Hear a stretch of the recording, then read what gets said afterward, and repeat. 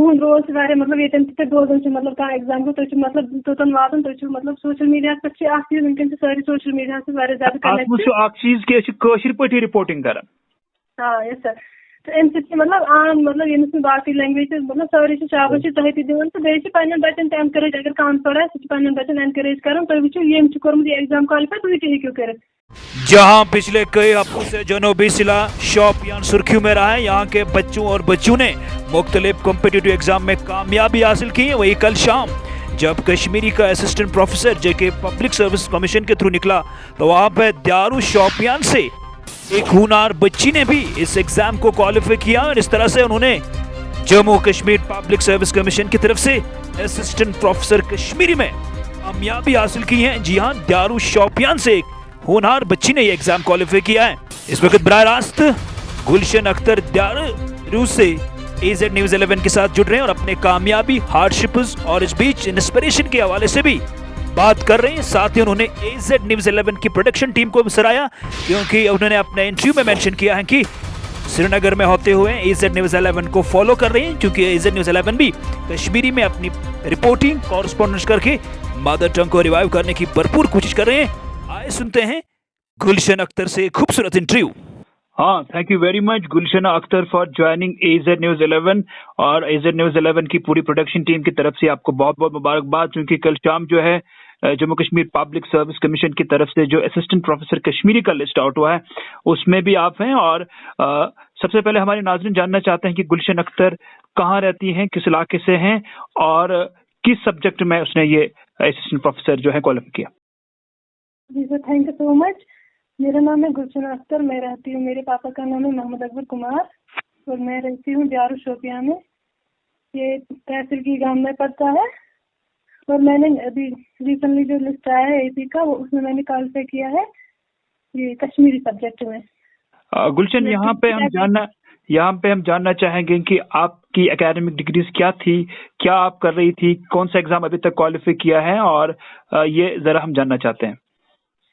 Ji sir, thank you. वो मैंने PG किया था कंप्लीट 2018 में। उसके बाद मैंने नेट JRF के लिए प्रिपरेशन की थी, खुद से ही मैंने की थी। वो 2019 में मैंने किया था क्वालिफाई, पहले ही अटेम्प्ट में मैंने किया था और उसके बाद 2020 में मेरा एडमिशन हो गया था PhD में।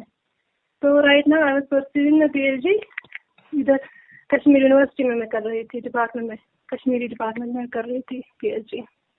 चूंकि गुलशन अख्तर हम ये जानना चाहते हैं कि हर एक इंसान को कामयाब होने के लिए बहुत से ऐसे हार्डशिप्स फेस करने पड़ते हैं और इस दौरान किन मुश्किलातों का सामना आपको करना पड़ा है, कौन से ऐसे हार्डशिप्स आपके हायर सेकेंडरी लेवल पे, आपके कॉलेज लेवल पे, यूनिवर्सिटी लेवल पे, क्योंकि ये आसान रास्ता नहीं होता है जब भी किसी बड़े मिशन और विजन के लिए कोई भी स्टूडेंट प्रिपरेशन कर रहा है। तो ऐसे कौन से मेन हार्डशिप्स जो आपको फेस करने पड़े इस दौरान?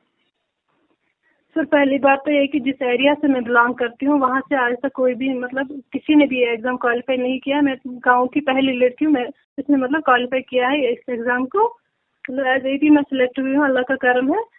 तो मुझे सबसे पहली बात तो ये है कि मुझे गाइडेंस की कमी थी। मतलब हम कोई ऐसा नहीं था जो मुझे इस लेवल पे मतलब गाइड कर सकता। यहाँ सवाल उठता है गाइडेंस के मामले में, पेरेंटल बैकग्राउंड में या घर के फैमिली के किसी मेंबर ने आज तक कोई ऐसा बड़ा एग्जाम क्वालिफाई किया और वो क्या कर रहे हैं आपके पेरेंट्स? मेरे पेरेंट्स, अगर मैं अपने पेरेंट्स की बात करूँ तो वो मतलब पूरी तरह से अनपढ़ है, लेकिन उन्होंने मतलब they never treat like that. तो उनका मुझे हमेशा ऐसा सपोर्ट रहा है कि मैं फख्र करती हूँ अपने पेरेंट्स पे कि कभी मुझे ऐसा नहीं लगा कि मतलब जब वो हमेशा मुझे सपोर्टिव रहे हैं। मतलब गुलशन जी कभी नहीं थे, जहाँ मुझे उनकी सपोर्ट की जरूरत पड़ी उन्होंने मुझे खुले दिल से सपोर्ट किया, फाइनेंशियली भी और ऐसे भी। मतलब हर एक जिंदगी के हर मरहले में उन्होंने मुझे सपोर्ट किया है, मुझे समझा है। यानी गुलशन अख्तर हम ये जानना चाहेंगे कि यहाँ पे ऑल्दो अगर पेरेंट्स आपके इलिटरेट थे लेकिन एजुकेटेड वो थे, वो जानते थे कि पढ़ाई की अहमियत क्या है, फाइनेंशियल सपोर्ट बराबर किया है, मॉरल सपोर्ट आपको बराबर किया। इस दौरान फैमिली किसी आपके कजन में, सिबलिंग्स में, आपके पेरेंट्स साइड से, मदर साइड से कोई ऐसा है जिसने अभी तक कोई बड़ा एग्जाम क्वालिफाई किया या आप पहली ऐसी बच्ची हैं फैमिली में जिसने? नहीं सर, मेरे बड़े भैया है, मेरे कजन है, वो बड़े भैया, मैं उनको मानती हूँ, मेरे बड़े भैया है, उन्होंने किया है MBBS क्वालिफाई, अभी वो नोडल ऑफिसर है, मेडिकल ऑफिसर है वो भी। तो उन्होंने किया, उसके बाद मेरे छोटे भाई ने भी ये नीट क्वालिफाई किया था, वो भी अभी परस्यूइंग MBBS है।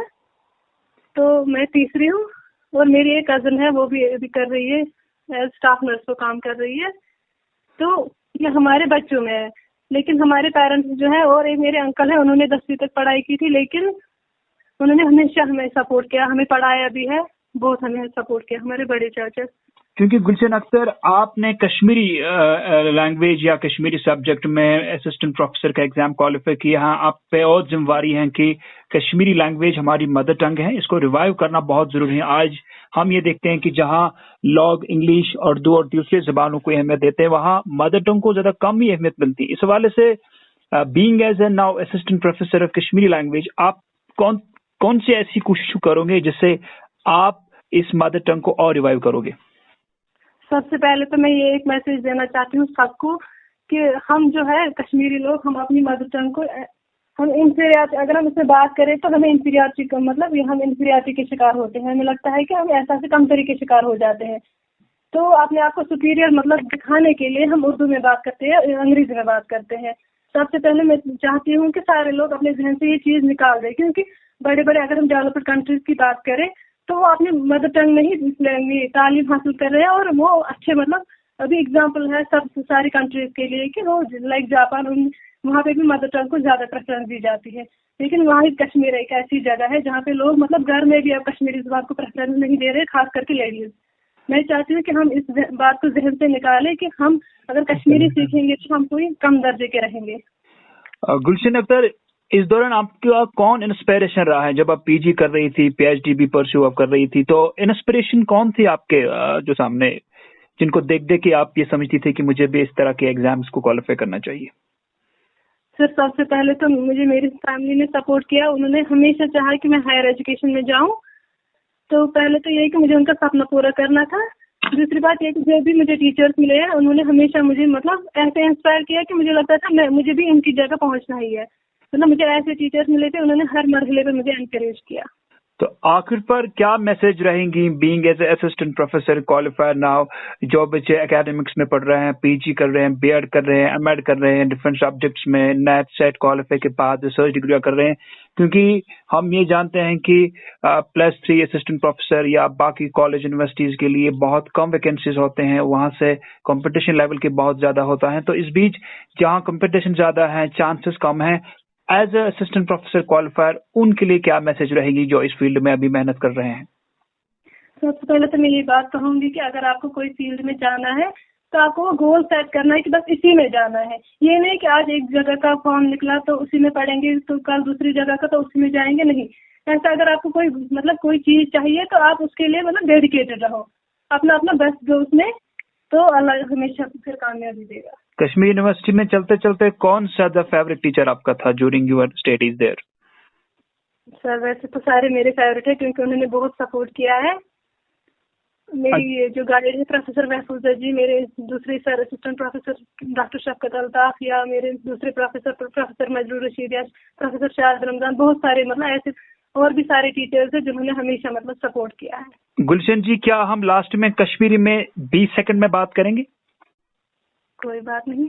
मैं तो गुलशन अख्तर, चूंकि AZ News 11 you south Kashmir number 1 social media digital platform, मगर तो चाहत कि कशीर पे पन रिपोर्टिंग, पन कॉरेस्पॉन्डिंग, पन इंटरव्यू कर यह जानित कि इंग्लिश ते जान, उर्दू सन रिपोर्टर बखूबी जान, मगर अस कोशिश करान कि कश्मीरी जबान करो पन्ने रिपोर्टिंग थ्रू रिवाइव।